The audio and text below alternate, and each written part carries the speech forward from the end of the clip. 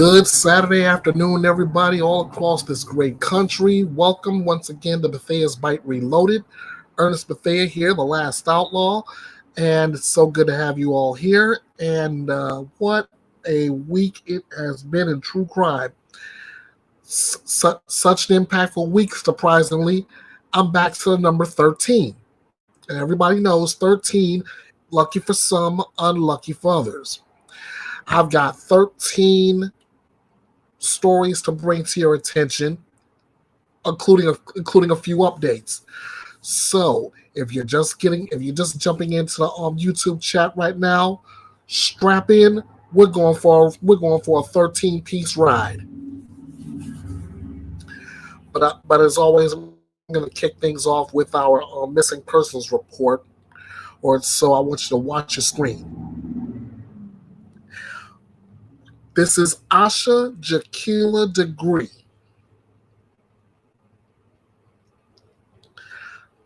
Asha Jaquila Degree has been missing since February 14th of 2000, Valentine's Day, out of Shelby, North Carolina. I want you to pay attention to both of the photos before I give you the information on her. The one on the left is a photograph of Asha at age 9. The photo on the right is an age-progressed photo from NCMEC, the National Center for Missing and Exploited Children. This is Asha, the way they have her perceived at age 29. Now I'll break this down for you. She was born August 5th, 1990 in Shelby, North Carolina. At the time of her disappearance, she stood 4 feet 6 inches, weighed 60 pounds, with black hair and brown eyes.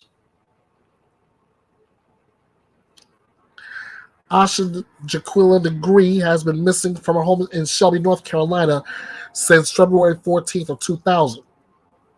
Family members last saw her asleep in her bedroom at approximately 2:30 a.m. At 4 a.m., she was seen by drivers walking along North Carolina Highway 18 in Shelby, North Carolina. She was reported missing by her parents at 6:30 a.m. Let me get my info back here. There we go. More than a year later, Asha's book bag was discovered buried along North Carolina Highway 18 in Burke County. FBI Charlotte is investigating in partnership with the Cleveland County Sheriff's Office and the North Carolina State Bureau of Investigation. Now this is where things get interesting. The FBI is offering a reward of up to $25,000 for the arrest and conviction of a person or persons responsible for the disappearance of Asha Jaquila Degree. If you, especially everybody in the Shelby, North Carolina area, if you have any information at all regarding Asha's disappearance, I beg you, please do not hesitate. Hesitation is only another step in Asha being not only disappeared, not only missing, but a lot worse could happen at this point. So I'm begging you all, don't hesitate on this. The information you have is vital. I want you to get in contact with FBI Charlotte at 672-6100, area code 704-672-6100, or you can submit your tips anonymously at tips.fbi.gov. Your diligence is going to be the key thing that brings back Asha Jaquila Degree safe and sound. Please take this time, share this message, share this information with someone who might have that information that could bring Asha back safely. And as always, if you see something, please say something.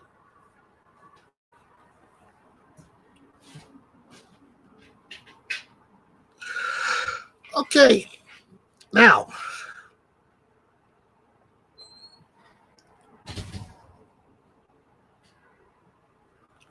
that we got that all clear, we are going to go ahead and kick things off with a few with an update on on part of a story that we've been covering for quite some time. But before we do that, normally I would do this at the beginning, but I'm gonna go ahead and do this now. Again, I thank you all so much for joining me. Please be sure to like, share, subscribe, drop a comment if you haven't done so already. Ready, guys? I don't brag about how many subscribers I have like that, but let's say I'm getting close to a benchmark right now. I am close to 500 subscribers. I need about 6, maybe 7 more. So your help on that department, I appreciate that. I am absolutely grateful for it. So be sure to smash the like button. It's a free way to help the channel out. If you're here and you want to join in on the live panel, it's always open. All you got to do is click on the link or copy it. Be sure to set it up on either Microsoft Edge or more commonly Google Chrome. It works out better that way. To everyone that joins me in chat, all your comments, your statements, views, it's all speculation, it's all deduction, it's all theory, it's all opinion, and will not, and unless we have something to back it all up with, it will not be considered as fact. Also, your opinions are welcome here. I have no problem with that. And what I do have a problem is attacks against other chatters. If you don't like an opinion, all you have to do is, especially if you're on the YouTube chat, find that person's name, look till it's right. You're gonna see 3 dots. Click on it, click block. You don't ever have to hear from throughout the duration. That's all you need to worry about. Also, all you got to worry about these rules I have in place, because 2024, I'm looking for respect. I'm not looking to play referee when it comes to racism, homophobia, attacks on someone's dialect, weight, looks, attire, hairstyles, spamming, none of that. All right? We're definitely not talking politics or religion. So I ask you all to please be respectful, okay? Great. Now that we got that part of the house cleaning done, I want to go ahead and hit this out because I want to go ahead and cover myself at the very beginning. Everything you'll see in here will have, and the image and the images that may accompany them could be triggering to your mental health, and that's one thing I pride myself on. I want to protect your mental health, so I ask you fondly, if there's a story I'll come up on and I'm covering that you cannot handle mentally, I ask you to please turn away. Or if you really want to test your luck, try again during the replay. All right. If I happen to run up on one where video is needed, I'll post up the copyright disclaimer here. All right, now we got that part, and all the articles that I'm bringing to you is coming courtesy of my good friends at Courts TV, your front row seat to justice. All right, now that the house cleaning is done, let's get started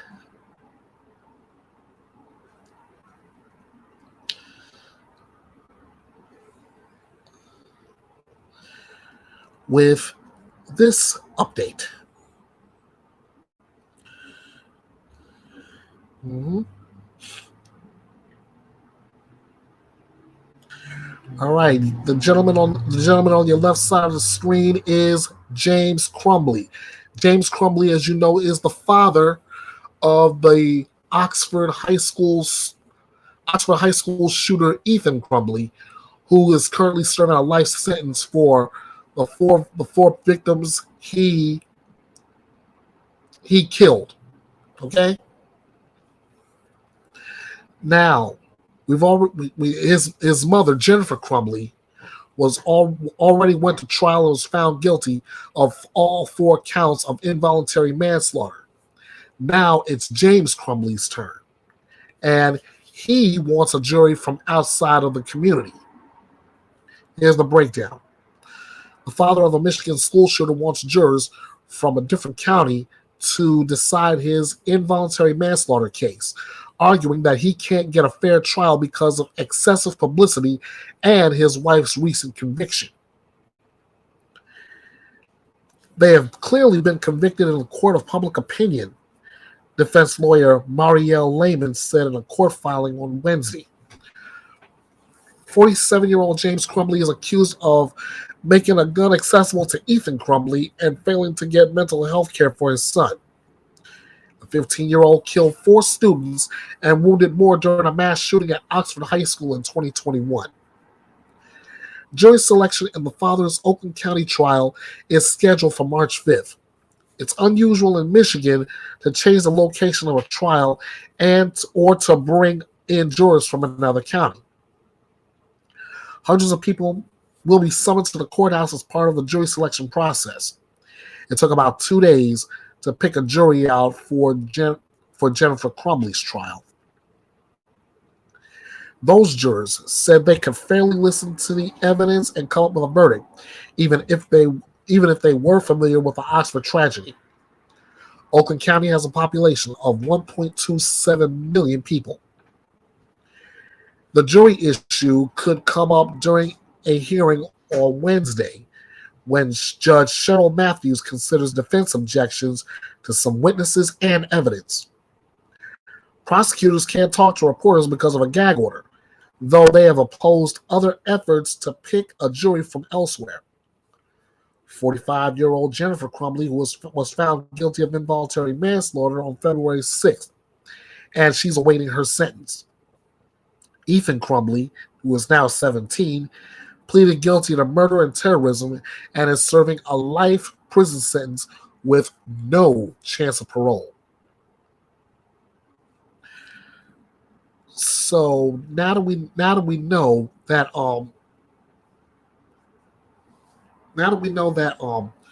James Crumbley is going to stand trial for to make a long story short, not doing his fatherly duties, protecting his son, getting him the help he needs. But on top of it, he made a gun accessible. And I'm gonna go ahead and apologize to YouTube right now because I'm not gonna censor myself when it comes to true crime articles. When it comes down to it, I'm not gonna baby this. Ethan Crumbley had access to a gun, not a pew, a gun. He had access to a weapon. If you want me to clean it up that much, I'll use that. The bottom line is simple. James Crumley is just as responsible as if he picked up that weapon and did the job himself, the job that Ethan did. I can't make it no more plain than that. So March 5th, we'll just see exactly how this all is going to play out. As for Jennifer, if anyone asks, she is likely to spend up to 15 years behind bars for all 4 counts, because knowing Michigan, those sentences could run concurrently instead of consecutively. Personally, I would rather have seen it consecutively, because then that would put her behind bars for about a good 60 years. If the math ain't mathing for you, think about it. 4 counts of involuntary manslaughter, each carrying a 15-year sentence, right? Now, if you run those sentences concurrently, it's as if she's only guilty of 1 count of involuntary manslaughter and being punished for that. Think about it. Meanwhile, Ethan Crumley will be sitting in a prison cell, and parole. Are you kidding? Parole? That's like one of my favorite head coaches in the NFL back in the day is like, playoffs? Are you kidding me? Playoffs?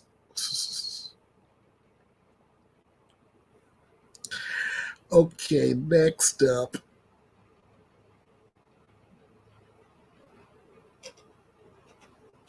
All right, let me get this next one set here. And there we go.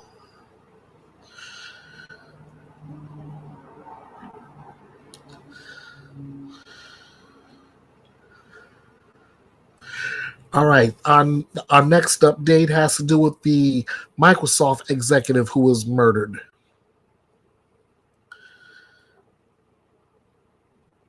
And that on this one, they're saying there's documents that list 2 additional suspects. Not just current defendants Shauna Lee Gardner and Mario Fernandez Saldana. Here's what we got. Newly obtained court documents indicate that police investigated at least 2 other suspects in the murder of Microsoft executive Jared Brigham. Brigham was shot and killed in what police say was a coordinated murder-for-hire plot on February 16, 2022. 3 people have been charged in his murder, including his ex-wife, Shauna Gardner, her new husband, Mario Fernandez Saldana, and his former tenant, Henry Tenen. Tenen has pleaded guilty and is cooperating with prosecutors who are seeking the death penalty for both Gardner and Fernandez Saldana. Court TV obtained additional documents in the case, filed in late January and early February 2023, in which investigators asked a judge for continued access to wiretaps to intercept calls between the alleged co-conspirators. Quote, wait, the officer said in the application, quote, in contrast to the stark randomness of the murder, there are relationships, circumstances, and investigative facts and evidence suggesting Brigan's murder was anything but random. Instead, the investigation reveals Brigan's murder is the culmination of events that began on February 23, 2015, when his wife at the time, Shauna Lee Gardner, filed for divorce. For reasons that will be outlined in greater detail, the investigation has identified 5 people likely involved in a conspiracy to murder Jared Brigham. End quote. The application lists Gardner, Fernandez Saldana, and Tenon, but the other two names were redacted. While no names were offered in the document, investigators offered clues as to how one of the unnamed parties fits into the group. Redacted and Fernandez Saldana have known each other for many years. Fernandez Saldana dated Redacted's daughter in high school. Redacted is a former reserve police officer and a convicted felon. Redacted admitted to law, redacted, he owned a 10mm caliber gun, but said he did not know where it was. It was a 10mm caliber that was used to murder Jared Bryggen. Investigators had said in those documents that Gardner began using encryption and other methods in an attempt to conceal what she was talking about from law enforcement. A series of redacted conversations were included in the report, in which the investigators said show that Gardner had been coordinated with her sister and a friend to relay communications between co-conspirators to evade police. Police also revealed new information about the timeline of Bryggen's murder, saying that 2 weeks before the shooting, Bryggen had sent Gardner an email in which he told her he planned to have one of the two children they shared baptized in the Mormon church. Both Gardner and Bryggen were Mormon when the pair married, but when Gardner filed for divorce in 2015, she had begun leaving the faith. Another motive police pointed to was financial. In the affidavit reviewed by Court TV, investigators said that a trust put into place by Gardner's parents only allowed her unfettered access to the money after she had, quote, no further legal entanglements with her ex-husband, Jared G. Bryggen. Quote, on February 23rd, 2022, 1 week after Bryggen's murder and precisely 7 years after she filed for dissolution of their marriage, a suggestion of death, Bryggen's death, appeared in the records of their dissolution case with the St. Johns County Clerk of Court. By all accounts, in the months and years preceding the murder, Gardner wanted to leave the state of Florida with her children. However, her dissolution decree prevented her from leaving the state permanently with her children without an agreement from Bryggen or a court order. With Bryggen's death, she became free to leave the state with her children, which she has done. And with no legal entanglements with her ex-husband, she can now also control her trust funds, end quote. Police say they believe Gardner gave the money for Bryggen's murder to Fernandez Saldana, who then arranged for it to be carried out. Now, that's a lot of twists and turns here. First, it's all about the faith. She wanted to get out. It's about the money. It's too much. There's so much going on in all that. And now that we know that there may be more people involved, I just have to keep an eye on this just to see what's going to come of this next. In the meantime, Shauna Gardner and Mario Fernandez Saldana, they've got a lot to answer for.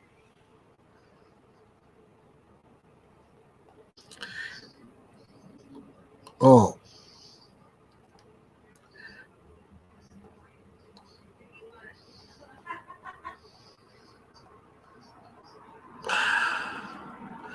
Hang on, guys. I'm about to get in the next one. Yeah, this one.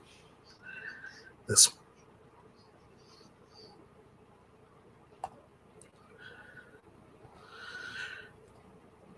Now, I know I did a video on this on Monday, but I also promised myself that I would bring this back today. And the moment I saw this,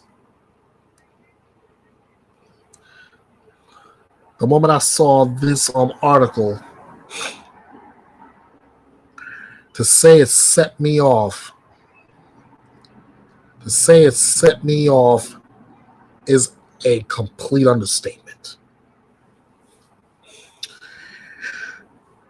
Now, again, I said I did this one on Monday. My good friend, allegedly with Brittany J. What's up, Brittany? She touched on it live last night. But I'm going to bring this back up again. And again, this is the reason why I unleashed the trigger warning at the very beginning. And here it is again, just in case. All right. Here we go. A Kansas City mother was charged after putting an infant in an oven. An oven. A mother's been charged for allegedly placing a 1-month-old baby in an oven, leading to the child's death. Mariah Thomas told family members she accidentally placed the infant in the oven rather than her crib, according to court documents. Thomas is charged with endangering the welfare of a child in the first degree, leading to the death of a child, a Class A felony. Officers with the Kansas City, Missouri Police Department responded to the home on Friday on a report of an infant not breathing. Police and EMS located an individual holding the 1-month-old baby who was unresponsive and had burn wounds on her body. The infant was declared deceased at the scene. The grandfather of the infant told KCPD detectives that he had received a call from Thomas around 1 p.m. Friday, who told him that something was wrong with the baby and that he needed to return home immediately, according to court documents. Once he returned home, the grandfather reported smelling smoke inside the residence and allegedly found the infant deceased inside of her crib. He told detectives that Thomas told him that she thought she put the child in her crib, but accidentally put her in the oven, per court records. The grandfather of the infant reported that she received a similar phone call around 1 p.m. from Thomas, who yelled hysterically over the phone. Thomas and the infant lived with her parents at the residence. Thomas was taken into custody and reportedly consented for detectives to access her phone data and obtain a blood draw. Jackson County Prosecutor Gene Peters Baker said in a written statement, "We appreciate all the first responders who worked this scene and the prosecutors who went to the scene in order to issue these charges. We acknowledge the gruesome nature of this tragedy, and our hearts are weighted by the loss of this precious life. We trust the criminal justice system to respond appropriately to these awful circumstances." Are you okay? I'll be all right.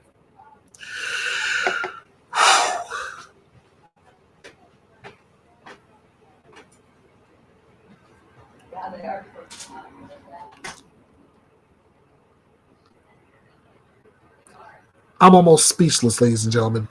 Almost.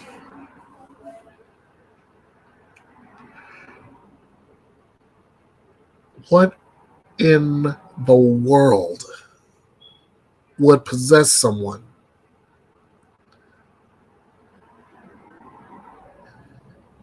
not only to put a 1-month-old baby in an oven,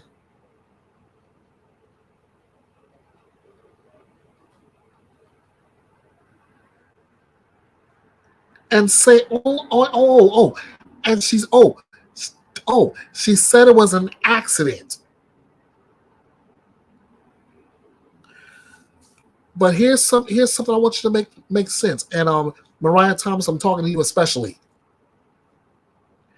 If it was an accident, how is it that your baby is smelling like smoke?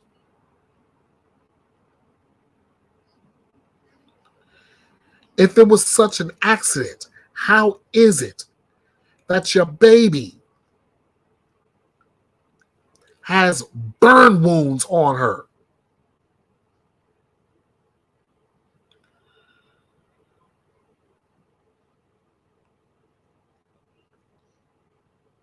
I don't believe for a split second that was an accident. I don't.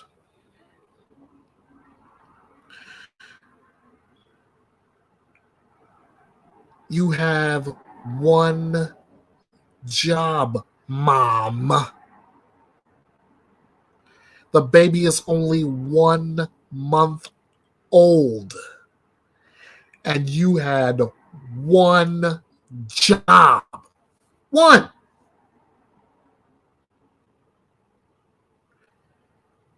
And you failed miserably. Baby in the oven. And you're only charged with endangering the welfare of a child. I'm sorry. You really want my opinion on this? Okay. Check it out.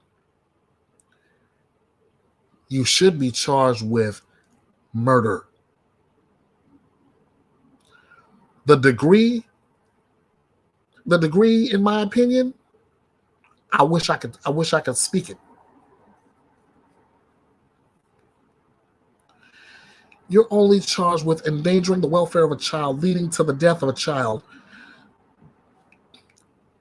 I'll give you manslaughter.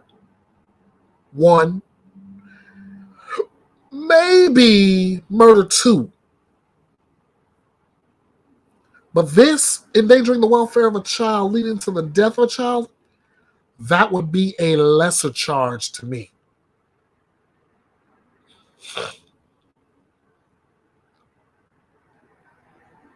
But the bottom line is, you failed. You failed in doing the one job as a parent. And now, your 1 month old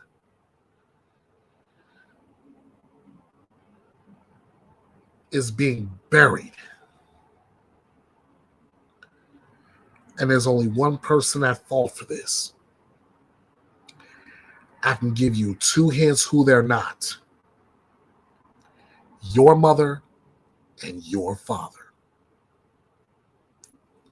So there's only one person left to blame. And if you have a hard time figuring that out, Mom, Mariah Thomas, my suggestion to you is look in the mirror.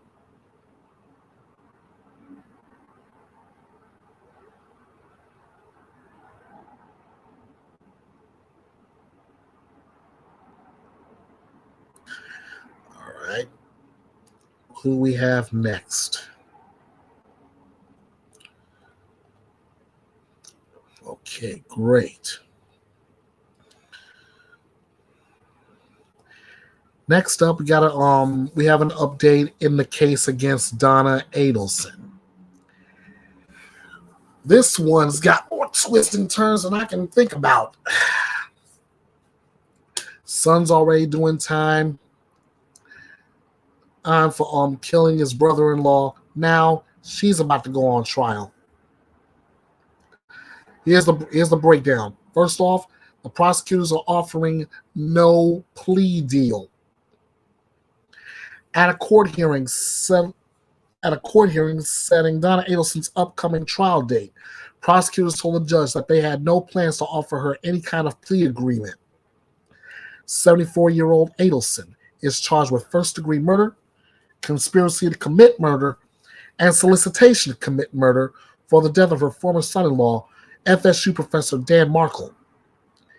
Adelson's son, Charlie, was sentenced to life in prison without parole after a jury found him guilty of masterminding the plot that led to Markle's shooting death outside of his Florida home. On Monday, Donna appeared via Zoom at a hearing with Circuit Court Judge Stephen Everett for hearings addressing scheduling matters. Prosecutors told the judge that both sides had talked and agreed on a trial date somewhere in September. Judge Everett scheduled the trial to begin on September 30th. He advised the attorneys that he would enter a second order that would address a cutoff for discovery before pausing to note with a chuckle. However, cases have a mind of their own. Judge Everett asked prosecutors whether they had extended any plea to Donna, which they denied. When asked if they intended to offer any plea, prosecutors responded, "Not that I know of, but if something changes, we will let you know." Donna Adelson's attorney told the judge they had no intention of making any offers to the state.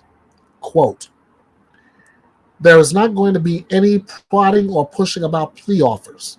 But ultimately, when it comes down to it, if Ms. Adelson is to make a knowing, intelligent, and voluntary decision about going to trial, that includes whether there is a plea offer to reject or accept." Donna was silent for most of the hearing, speaking only to answer the judge at the beginning of the hearing when asked if she could hear and to say "thank you, Judge" at its conclusion. The next status hearing is scheduled for July 22nd. So the breakdown is an easy one. Her next hearing is July 22nd. Her trial begins on September 30th, and as of this moment, there's no plea deal on the table.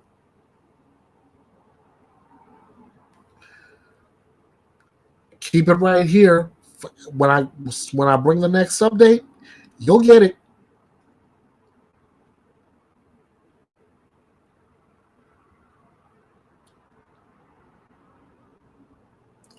Okay, next on the docket.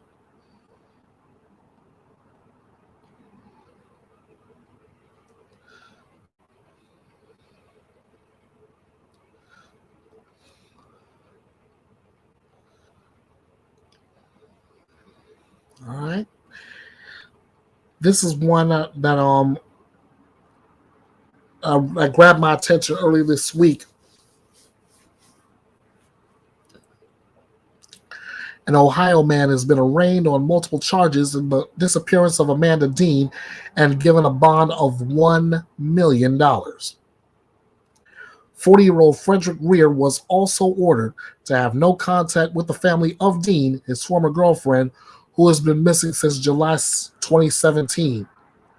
He is scheduled to be back in a courtroom on March 11th for a pretrial hearing. Rear was indicted last week on charges of murder, gross abuse of a corpse, and tampering with evidence. According to the indictment, Rear killed 36-year-old Dean on or about the day she last talked to her family, July 11, 2017. Her family said previously that the mother of four was in a violent relationship with Rear, and her last text message to her sister was a plan to leave him. Her family filed a missing persons report after not hearing from Dean. However, it was canceled a day later because Huron County Sheriff Todd Corbin told the family she was in a safe house, quote unquote. In late 2022, the family demanded answers from Corbin. The case was reopened and the BCI took over that December. "It's my understanding that the suspect was the last one to be with her," said Chief John Majoy, Newburgh Heights Police Department and president of the Board of Directors of the Cleveland Missing. Cleveland Missing helped put this case back in the spotlight in late 2022. In November 2023, a search warrant was executed at a home outside a small Huron County town in connection to the case. Rear was arrested last Friday following his indictment and transported to the Huron County Jail, where he remains in custody. Chief Majoy said he was told there was a warrant for his arrest and he did not ask what the warrant was for, which I find very unusual. Most people in my 33 years, when you go to place them under arrest for something, they really want to know what for. He did not ask, and I find that highly unusual and suspect. I would find that highly suspect too. Ooh, the first words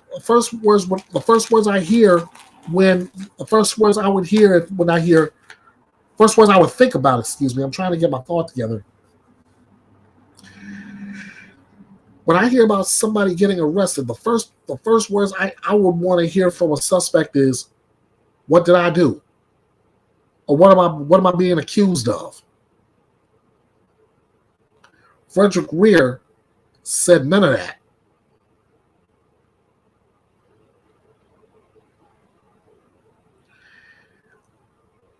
I mean, really? You have a search warrant for your arrest. You have a search warrant for your arrest. You're about to be arrested, and you don't even ask what you're being arrested for. That's not good. But then again, maybe he already knew.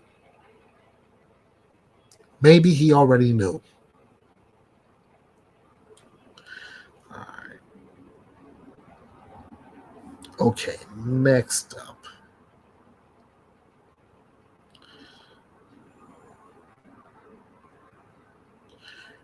Perfect.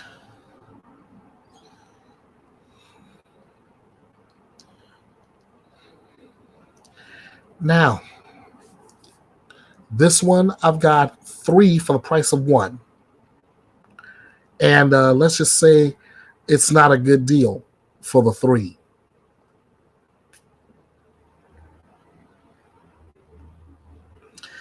Three people are facing charges in connection to the death of a woman in Kentucky.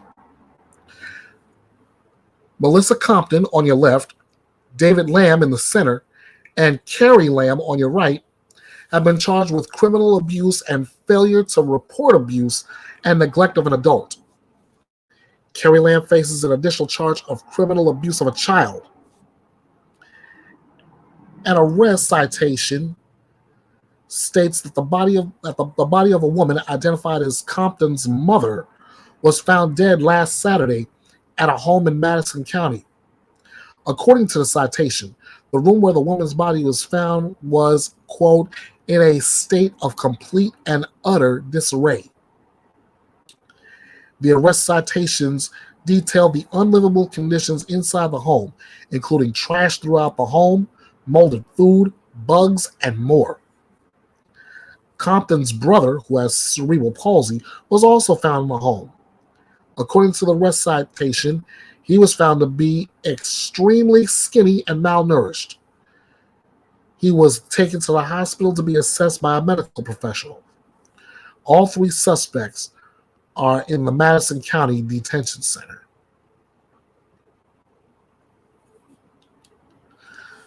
So let me get this right.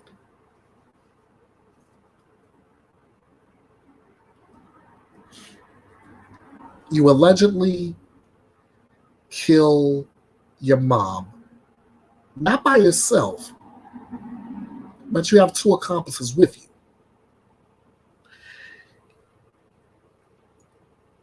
The little brother who has cerebral palsy, he's skinny and malnourished,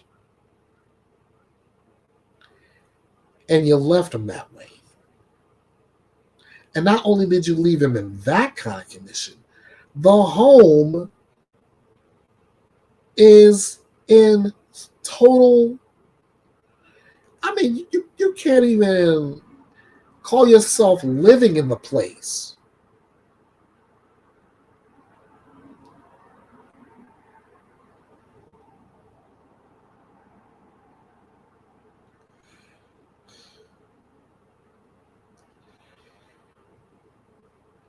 I am looking forward to getting the updates on this case.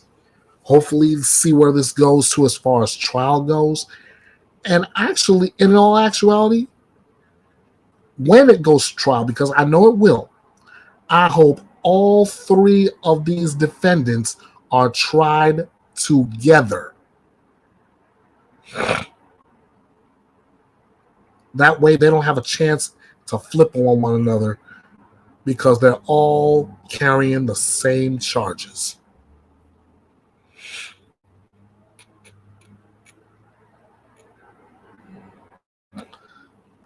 Let's see, next up. Chrystul Kizer.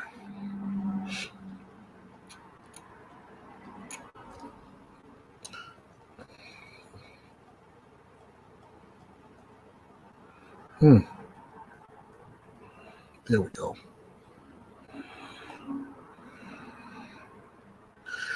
All right.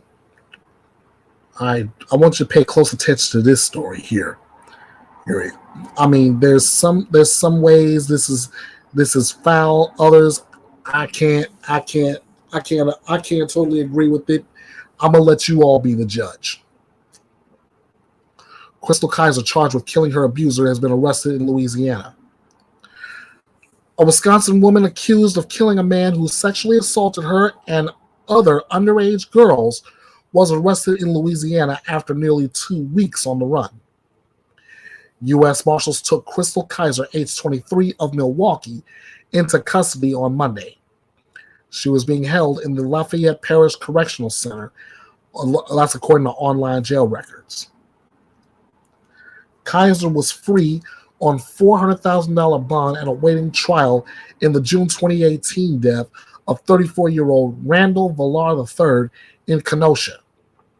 She was charged last month with misdemeanor disorderly conduct in a domestic violence case at a Milwaukee home. The condition of her bond was that she not commit any crimes, and Kenosha County prosecutors filed bail jumping charges against her stemming from the Milwaukee County incident. Kizer's trial in Villar's homicide is scheduled for June 10th. Prosecutors have said there's no doubt Villar sexually assaulted Kizer and other girls. Police have seized videotapes that showed some of the assaults, according to court documents. Kizer was 17 when the killing occurred. The Associated Press does not typically identify people who say they are victims of sexual assault, but Kizer discussed her case in an interview with the Washington Post that was published in late 2019. Now,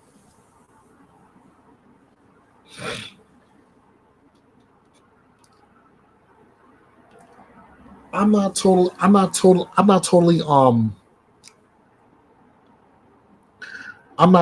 in agreement with all that happened, meaning she's been arrested for this monster's death after defending herself at 17. No, I can't stand by that and say I agree with it. If there was that maybe that little side incident in Milwaukee or other than that, that's one thing. But she defended herself and took a monster out at the same time. Bravo to you, Chrystul Kizer. I'll keep an eye out on this story as I always promise, and I'll bring you the latest in that. But Chrystul Kizer, keep your head up.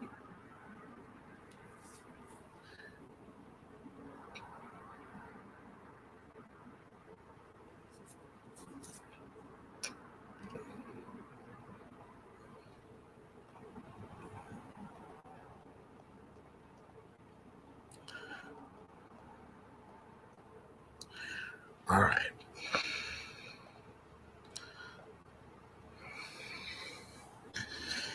Now, ladies and gentlemen, earlier I made mention of a story where there would be no plea deal, at least as of this moment, in the Donna Adelson case. Am I correct?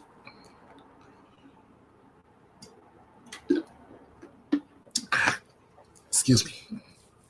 Little bit of water helps, especially when you're doing a live stream. Anyway, I made mention a while back on my YouTube community page that there are reasons why some people would take a plea deal. In fact, I'm gonna go back. I'm gonna go back there right now, and I'm gonna look it up, and I'm gonna show that to you because let's see. The reason why I'm saying that is because this story actually relates.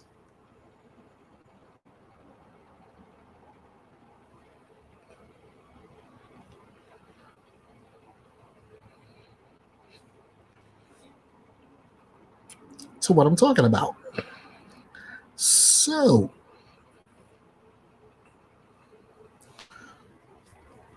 if you will, hold please.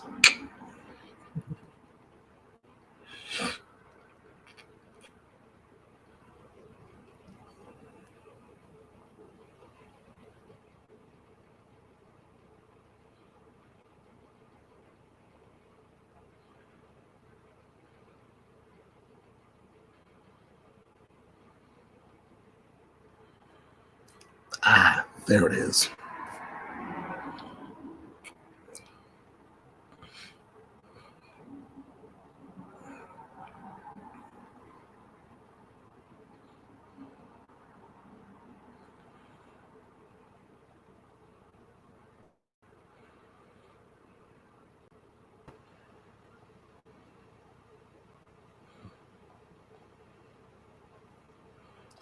Okay. There's my reasonings as to why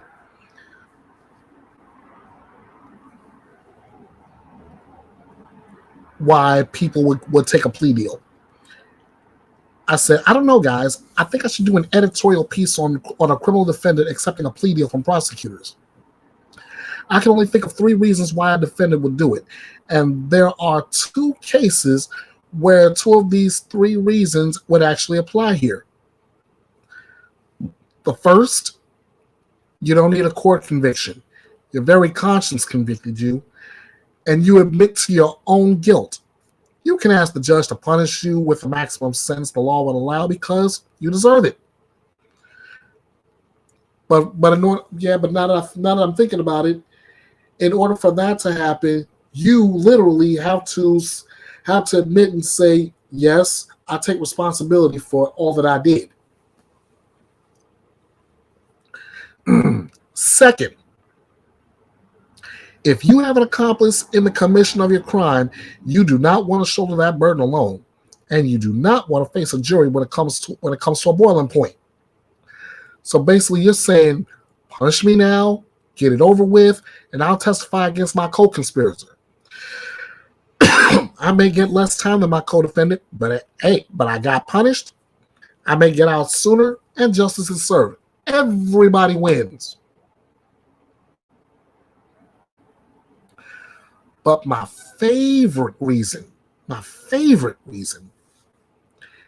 is that you do not want to be roasted like a rotisserie chicken on cross-examination.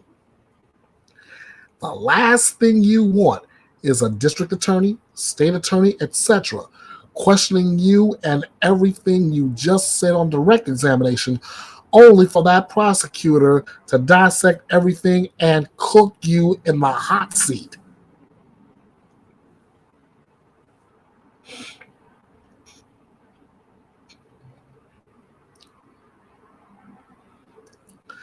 I've said that, and I stand by it. Now that we understand each other, let's go to this story here. On your left is Valerie Tindall. On your right, Patrick Scott.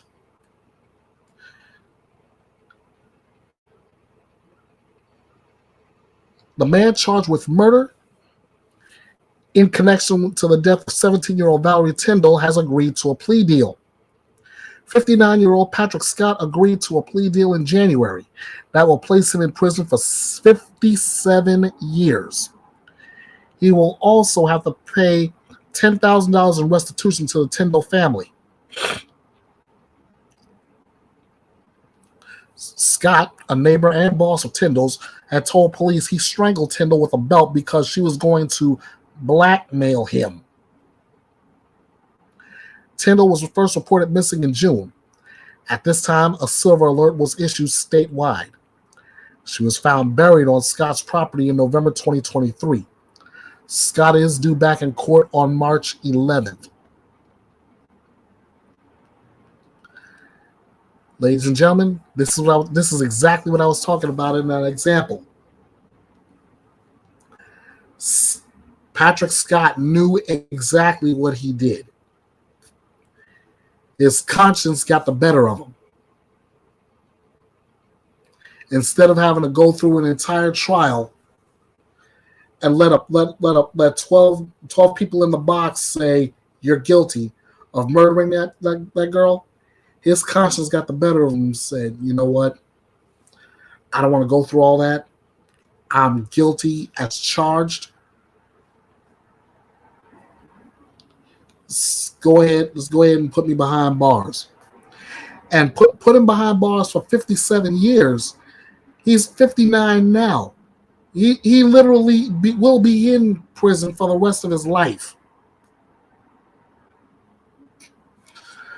So I guess when this goes down and it's made official, I can actually sum this up in 2 words. Justice served.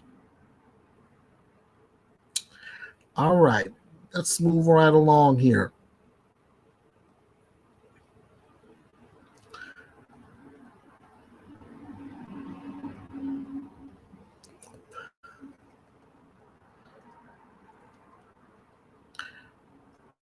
All right. And now the latest update in the Karen Reed saga.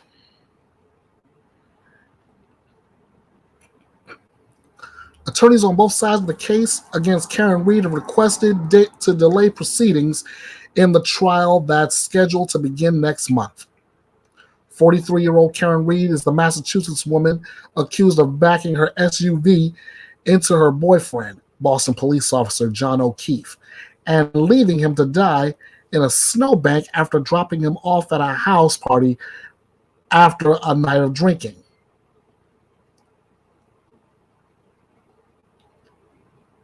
In court documents obtained by Court TV, lawyers for the defense and prosecution say they want to put all upcoming court dates on hold while they wait on federal officials to release what they say is key information. In one filing, they asked to reschedule a February 15th hearing at Norfolk Superior Court, cancel a court date on February 26th, and change the trial's March 12th start date. Instead, they're hoping to hold a hearing regarding several pending motions on March 12th. Prosecutors say Reed left 47-year-old O'Keefe to die in a blizzard in the early morning hours of January 29, 2022. Reed has pled not guilty to charges of second-degree murder, vehicular manslaughter while intoxicated, and leaving the scene of a collision. Defense attorneys allege a sweeping cover-up involving after-party guests at the home in the Boston suburb of Canton. They say O'Keefe was beaten inside the home and tossed outside to die as the snow piled up. Reed maintained she dropped O'Keefe off at the party and continued on home because she was not feeling well. The defense is vehement that Reed is being framed. According to details of the joint motion, Attorneys are awaiting evidence, including forensic test results, various phone records, and documentation of communication between a witness and a Massachusetts State Police trooper who investigated the case. The filing also cites the federal investigation into Reed's case, stating the U.S. Attorney's Office for the District of Massachusetts indicated last month that federal prosecutors plan to release information to the defense and the prosecution once the TUI process was complete. A TUI request refers to any official information for litigation purposes, including witness testimony and federal documents in which the United States is not a party to that litigation. The state and defense say that as the TUI process is ongoing, they're still waiting for the U.S. Attorney's Office to send them that information, and indicated that they will need sufficient time to process those details and amend their arguments as needed. A judge is expected to rule on a joint motion to delay Reed's upcoming court dates. So basically, we are once again in a standstill. We have a couple of cases like that. One is because they're waiting for certain evidence to come in. We just mentioned that's Karen Reed. The other, a case that I'm not covering this week, is because the defendant just can't seem to keep a hold of an attorney. I know I'm not covering it today, but I'll just mention this on fly. Lindsay Lee, how you doing? It's good to have you. Good to have you aboard. Welcome to the drama-free true crime destination. Like I said, this defendant, I'm calling her out by name, Sarah Boone, is probably up to her 8th attorney right now.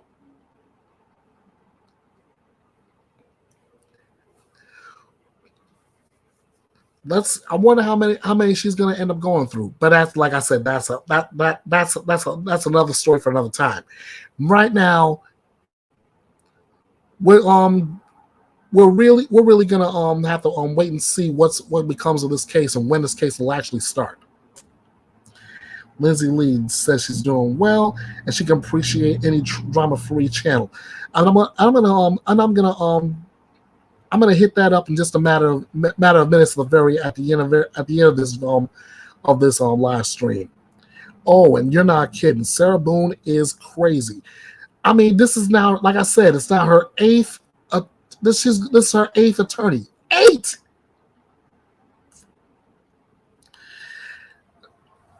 Just when I thought when she hit number 7, I thought, okay, 7. This has got to be the one. But I can be wrong too, right?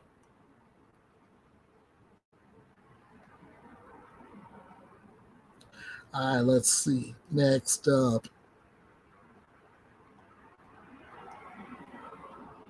All right.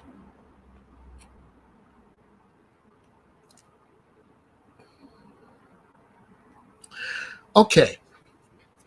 The next story I'm bringing back up is probably still fresh on a lot of minds right now. I know it's pretty good on mine because the moment this story broke,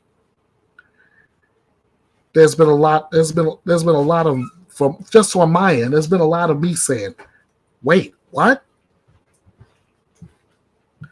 Now this is gonna have me going doing my Stone Cold Steve Austin impression with this story.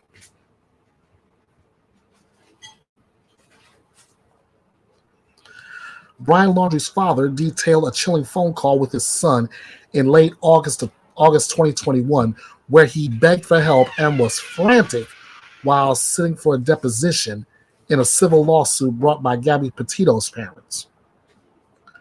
Brian is alleged to have murdered his fiancée Gabby, whose remains were found in Wyoming nearly 1 month after she disappeared. Brian took his own life before he could face charges in the case. The lawsuit filed against Brian's parents, Christopher and Roberta Laundrie, as well as the attorney who represented both Brian and his parents. Stephen Bertolino accuses the three of attempting to cover up Gabby's murder in the period after she disappeared and before her body was found. The deposition of Christopher Laundrie, Brian's father, was filed this week in court, but was taken in October 2023. Christopher had difficulty offering specific timelines and dates during the deposition, even denying knowledge of his daughter and granddaughter's last names. At one point, Patrick Riley, the attorney representing the Petito's, asked Christopher, "Do you have an issue with your memory?" Christopher responded, "Apparently so. Yeah. Christopher described Brian as respectful and honest, saying he was ambitious, he was outgoing, he was a great guy. Describing Gabby, Christopher said, "She was very nice. She walked in the door and we spoke, and a fine impression." He said that he and Roberta loved her and welcomed her joining the family. He denied any knowledge of Brian having anger issues or problems with any previous girlfriends. Brian and Gabby had gone out on a road trip out west, and there had been an incident in Moab, Utah, where both had accused the other of domestic violence. Christopher denied any knowledge of the incident, which occurred on August 12, 2021, 2 weeks before the murder allegedly took place. After the incident, Brian returned home without Gabby. Christopher says, "I don't know why he came alone. I thought he just wanted to come and see us and say hello." The attorney asked, "Did you ask him why Gabby didn't come home with him?" Christopher's response, "It sounded as if she wanted time to make her website, so that was the only reason that he said. She couldn't do it while she was there. I don't know." Brian left again to meet up with Gabby and told his parents that the couple planned to go to Oregon and work at a pumpkin farm. Christopher recalled from a phone call on August 27 confirming their plans, but Gabby wasn't mentioned. In their lawsuit, the Petito family has alleged Gabby's murder took place on August 27. That's when Christopher described things as hitting the fan and said he felt he should call Brian. The conversation went as follows. Christopher, "I asked him, how he is doing. How he is doing. And he was not calm. And he got very excited and told me things that, Gabby's gone." And he got very frantic. Everything was frantic and quick. So, Gabby's gone. The attorney asks, "Meaning what?" Christopher, "Well, I have no idea what he meant." The attorney, "Well, what else did he say?" Christopher, "Well, it was quick. He said, and he was very panicked, and he said he didn't know what to do. He said, can you help me? And he might need a lawyer, and I asked him, why wouldn't he tell me? He was very frantic. Everything was frantic. And I just started to not really comprehend. And then he just said, can you help me? And I said, okay, I'll help you. I calmed him down and I said, I don't know. It was all mumbled. And I still don't remember everything that happened. But, he said he needed help and to get an attorney. And I told him, yeah, I'll help you. I'll call Stephen Bertolino. Just stay put. And then I asked him again, and he just said, just help me. Christopher said at no time did Brian say he killed Gabby, and did not believe that Gabby was dead after the conversation. Well, your son's frantic. You want you to call a lawyer, and Gabby's gone. Did you believe at the time he murdered her? Christopher. No. The attorney. Did you believe that she was dead at the time? Christopher. Not at all. The attorney. Where did you think, what did you think gone meant? Christopher. I didn't even know what to think at that moment, at all. So that's that. The Laundrie family gave Steve Bernardino a check for $25,000 and gave him the information. Christopher said that Bernardino advised them not to talk to anyone, but admitted it never occurred to him to call Gabby's parents when it became clear she had disappeared. I didn't know because I had no reason to, at the moment, to think anything was going on. Gabby took off and did things that she on her own free will. So I had no idea where she was. Brian returned home briefly on September 1st, but Christopher said that he never asked him what happened to Gabby. He said that at Bertolino's advice, he did not bring up the discussion. He described Brian as confused when he returned, but said the family did normal things, which included camping and taking hikes. The Petito's family lawsuit seeks more than $30,000 from this trio and is scheduled to begin in May. And Lindsay was glad I'm covering it. Oh man, this is a lot of different creators are covering this one as well. Do you think Brian unalived himself? Well, that's been the official report. That's always been the official report.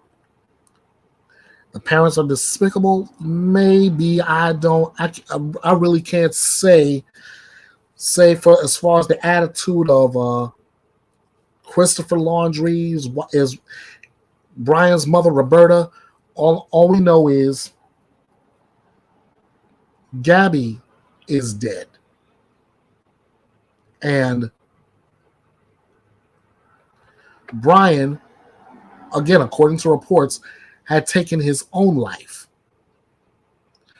So when you put all that together, that is a definite mystery that needs to be solved and solved quickly. Yep. So I'm gonna keep track of this. And when I get another update. When I get another update, I will be sure to bring it to you, as I always do. This is Bethea'S Byte Reloaded. I bring the news, you bring the opinions, and we bring everything else together. And by the end of the day, we're all about that one thing: justice served. All right. Let me see what I have next on the docket. Oh. There we go.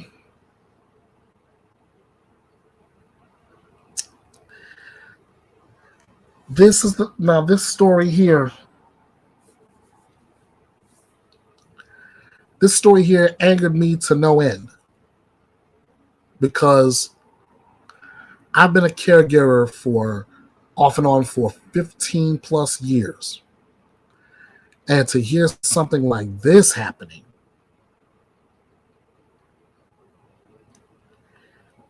it just sets me off to no end. A Florida caregiver is facing multiple charges after a 10-month-old lost their eyesight after suffering severe abuse.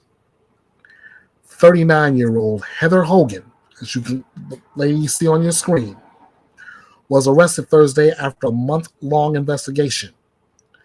On January 14th, authorities responded to the scene after she reported the child, quote, had a seizure and fell off the couch a couple of times, according to the Suwannee County Sheriff's Office. At the hospital, it was determined that the child had extensive bruising on their body, a broken clavicle bone, and tested positive for cannabis in their system. The child was then transferred to another hospital due to the extent of the injuries. Authorities said while there, comprehensive medical examinations revealed the true scope of the abuse that the child endured. Quote from the sheriff's office. The child exhibited injuries from inside the mouth, impeding eating, alongside numerous bruises of varying ages across the body, including an injury to the leg and buttocks.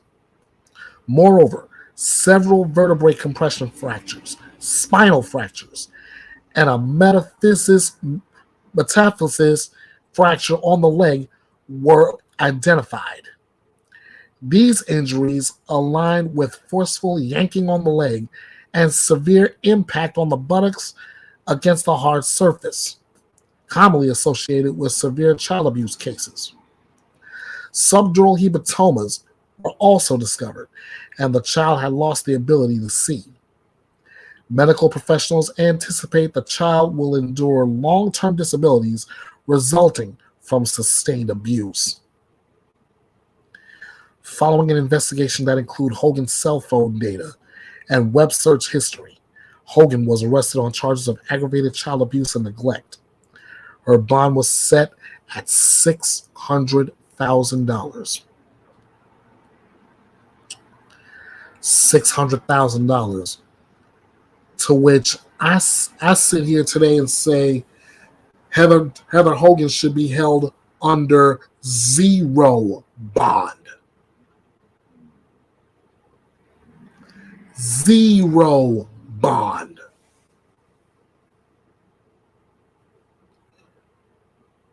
What gave her the right to abuse any child, let alone a 10-month-old, under her care?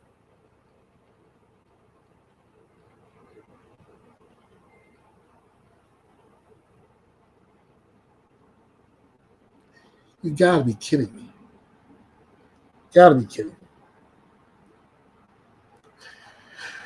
Heather Hogan, you make a lot of caregivers look bad, especially those that care for children. You make a lot of them look real, real bad. Hogan, when your trial comes, I hope you get exactly what you deserve. And that $600,000 bond, if you're lucky to get out, you should have no contact with any child, period.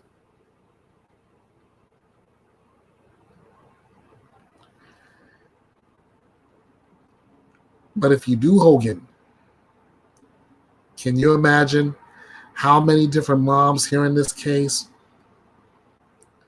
are going to be lined up to give you some of that same abuse that you gave that 10-month-old? Something to think about.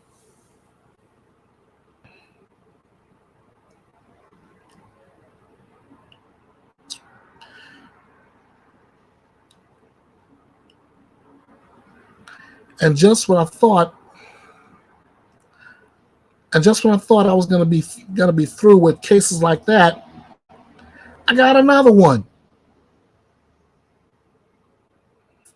Man, I wish I could cue DJ Khaled right now. Now, another one.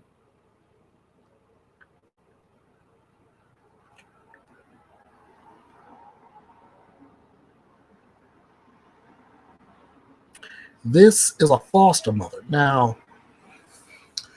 before I even get to this,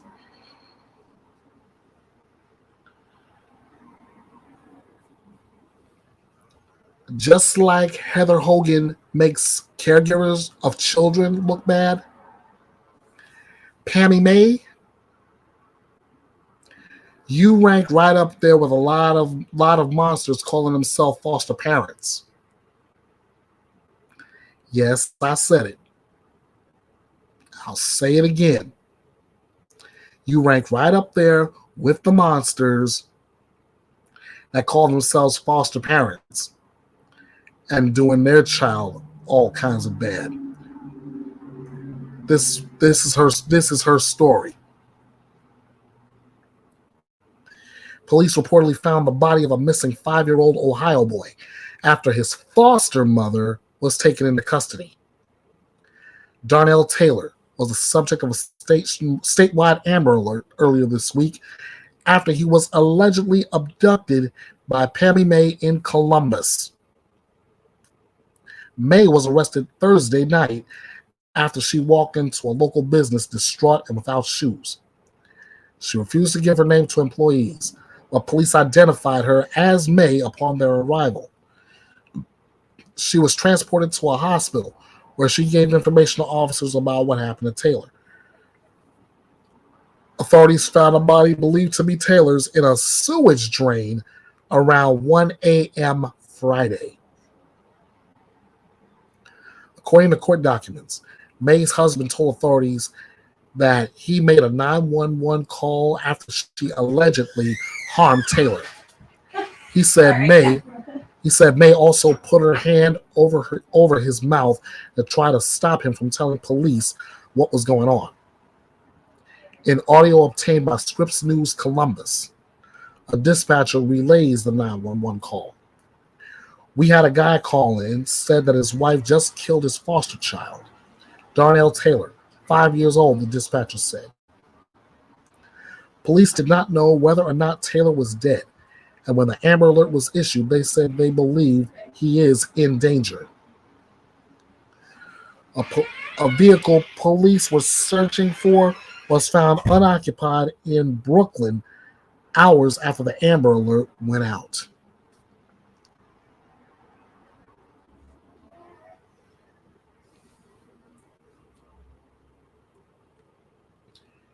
You have no earthly idea how glad I am they got her. Abducts a child, abuses her child. That's a fault. That's a foster mother. That's supposed to be a foster mother. Are you kidding me?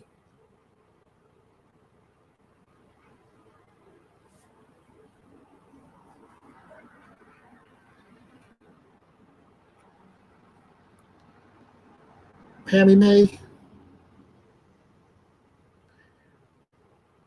you deserve every bit of punishment that is coming your way. Not only for this child's death, but just for simply making every foster parent look bad. I can name one. I can name one that I know of very, very personally. And that woman right now is rolling over in her grave.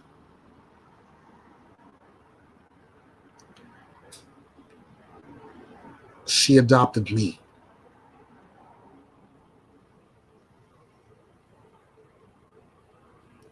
Not only did she adopt me, she adopted my two brothers and my sister.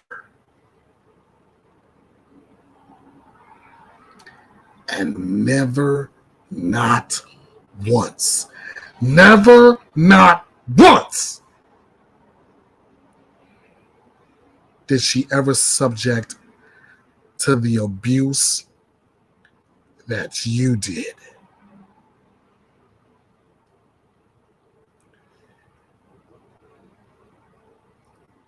You, Pammy May, are indeed a monster. You, Pammy May, are a monster to the highest degree, and you, Pammy May, deserve the entire book thrown at you. As for little Darnell, I pray to God that you rest in peace, little man. you won't have to experience any more pain on this earth.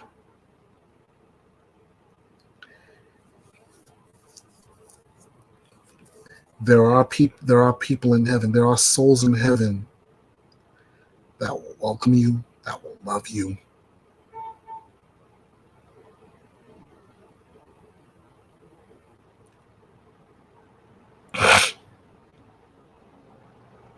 And keep you safe, which is a lot more than I can say regarding your foster mother.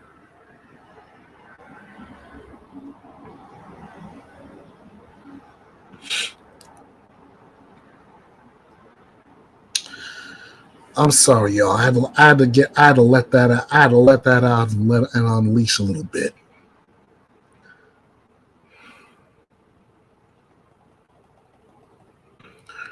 Okay, we're gonna wrap this up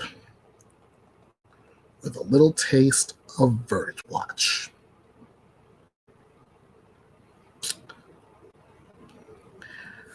All right, Verdict Watch. A judge declared a mistrial on Friday in the murder trial of a former Ohio sheriff's deputy because the jury was unable to reach a unanimous verdict. That's the key word here, unanimous. Jason Meade was charged with murder and reckless homicide in the December 2020 killing of Casey Goodson Jr. in Columbus. Meade, who is white, shot Goodson 6 times, including 5 times in the back, as the 23-year-old black man tried to enter his grandmother's home. Judge David Young had already declared a mistrial Friday morning, but retracted it minutes later and commended the juries for their hard work. The jurors came back to him again and said they couldn't agree, and he instructed them to keep trying. He declared a final mistrial about 2 hours after that. Meade testified that Goodson waved a gun at him as the two drove past each other, so he pursued Goodson because he feared for his life and the lives of others. He said he eventually shot Goodson in the doorway of his grandmother's home because the young man turned toward him with a gun. Goodson's family and prosecutors have said he was holding a sandwich bag in one hand and his keys in the other when he was fatally shot. They do not dispute that Goodson may have been carrying a gun and note he had a license to carry a firearm. Goodson's weapon was found on his grandmother's kitchen floor with the safety mechanism engaged. So let me try to understand all this before I get out of here.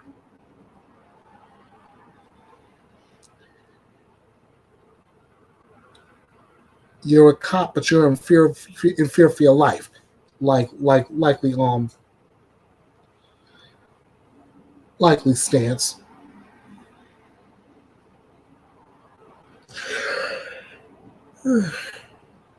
Cop in fear for his life and the lives of others. So you pursue the suspect, what allegedly waving a gun around.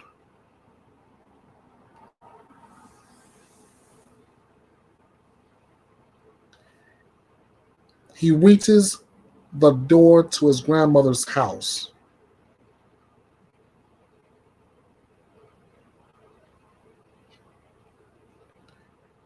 You shoot him in the back 5 times,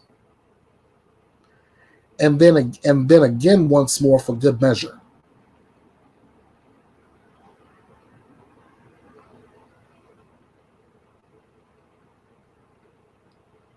I mean, seriously?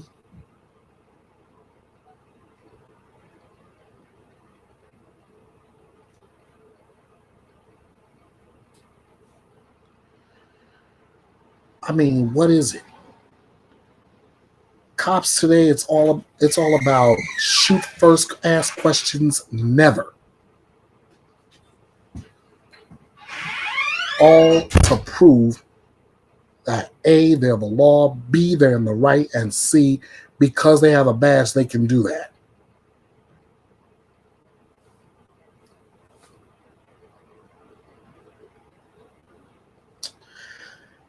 I don't get it, and I don't think I ever will.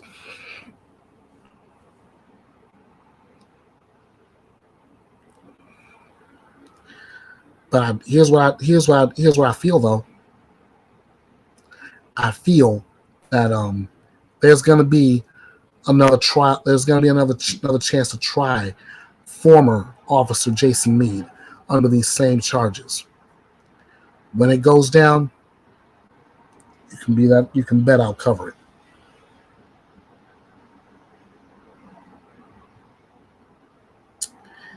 Now, I know Lindsay Lee has left the chat, but I promised I was going to bring this up before I got out of here. I'm not going to call no names or point out no fingers, but I will call out a certain community. I did this yesterday with the same feeling I have right now. I want to call out the trauma community, especially all those who would rather use their platform to bring somebody else down for what? Starting up drama when there really doesn't need to be? Or maybe it's because somebody is doing a lot better than you are. I'll tell you what I challenge you to do. My challenge still stands as of last night.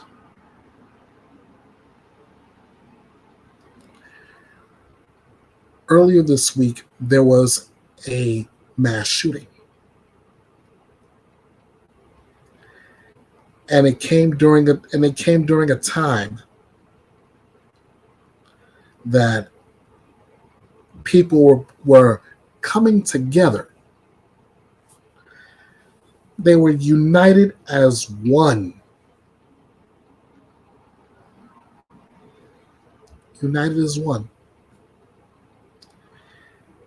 They were celebrating their home team bringing home another championship.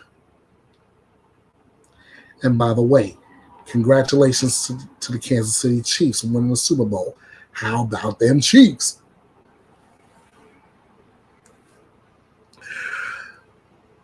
But as the celebration was ending, you had a couple of knuckleheads, a couple of numbskulls, a couple of idiots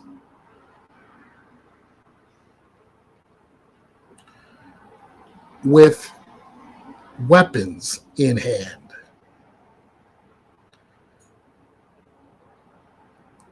Shooting where they could.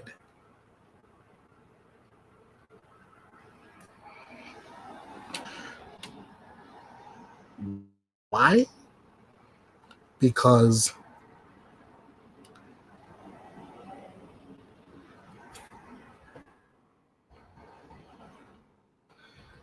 simply because they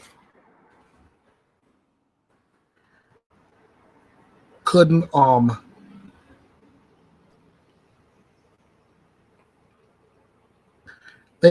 agree on whatever.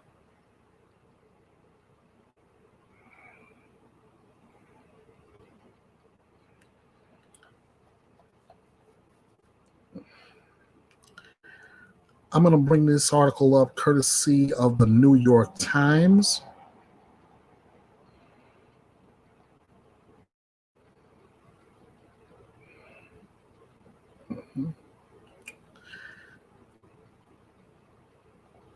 And there it is. At the time this was posted,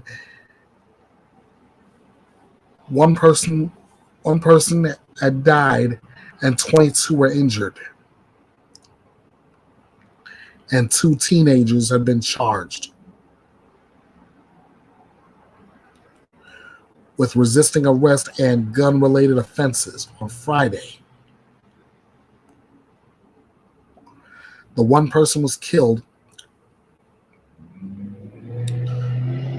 was Elizabeth Galvin, a.k.a. Lisa Lopez.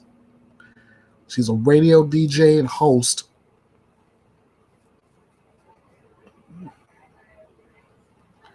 Many of the wounded were children. In fact, the victims' ages ranged from 8 to 47, and half of them were under 16.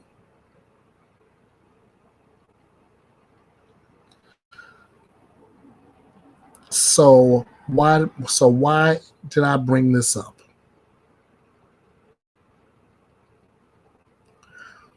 Why did I bring that up? I'll tell you why. Personally, and to stick to my guns, wink, wink, I don't have the time to try to tear somebody down while they're building themselves up. If a channel's doing better than me, congrats to you. Keep up the good work. But I don't have the time.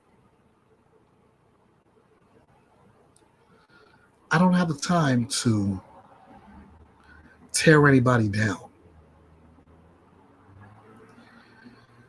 So to everybody in the trauma community who's using all that energy, all that keyboard time, all that stream time to tear down somebody else, if you can stop long enough to pull the log out of your own eye instead of calling out somebody else for a speck in theirs, here's my challenge one last time. I dare you. I double dare you. I triple dog dare you. Send some money out Kansas City way. Send some money in to either help fund the cost of Elizabeth Galvin's funeral, or maybe help one of those families pay their child's medical bills, or anybody or any of the injured in that shooting.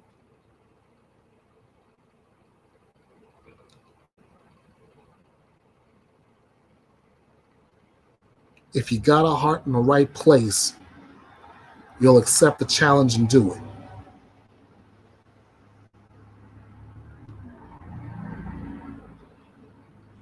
If you don't, then I already know where your heart's at. And if you know who I'm talking about, you know. Ivan Mose, what's good, man? How you doing? Yeah, man. So yeah, that's my challenge to the trauma community. If you got the heart, put your money where your heart is. You got the mouth, put your money where your mouth is. Or better yet, how about actually flexing those keyboard muscles of yours and say something for once that is actually useful, that'll be helpful to these families.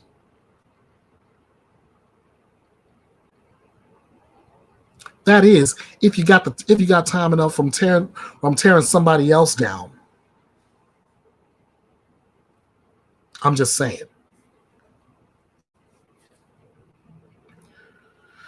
All right. I am done here. I am going to wrap this up. I'm going to get myself prepared for to teach Sunday school tomorrow. I want to thank everybody for joining in. I want to thank everybody who plans on watching the replay. Thanks to Lindsay Lee and Ivan Most for coming in rather late, but I love you guys still. I love you guys still. And like I said, if you need to figure out how to get in contact with me, I'll make it nice and easy for you. Let me start on Facebook. Hit me up at I still hadn't changed that. It should be Bethea'S Byte Reloaded. On X, hit me up at EKB316. Now there's gonna be a difference when you hear my handle here on X and here on Instagram. As you can see, for X, it's all caps. On YouTube, at Bethea'S Byte Reloaded. Instagram, lowercase, EKB316. TikTok, King of Hearts 316 2021. Email, kingofhearts316_09 Please drop me a line. I would love to hear from you. Yeah, I caught that just as I was preparing to go live myself. Shout out to allegedly with Brittany J. I will try to catch up on that replay regarding Audrey Cunningham. All right, and as always, I'll do my best to update everybody on the stories I brought here today as well. So for now, I want you to take good care of yourself, love others, protect that mental health, and just remember where you are. Whoa. Hasta luego. Like I said, just remember, what guys, where you came to. The drama-free true crime destination. Your home for news without the drama. Your opinions matter. Lively debates. Your voice is heard, and above all else, justice served. This is Bethea'S Byte, and it's reloaded. I'm Ernest Bethea, the Last Outlaw. Thanks again. And I'm going to say, like my man just said a minute ago, hasta luego. Until next time, we do this again. You know what to do. Bite this. Thanks for watching and joining me here at the drama-free true crime destination. Be sure to like, share, subscribe, and drop me a comment on this video. And be sure to follow Bethea'S Byte Reloaded all over social media. This is Bethea'S Byte, and it's reloaded.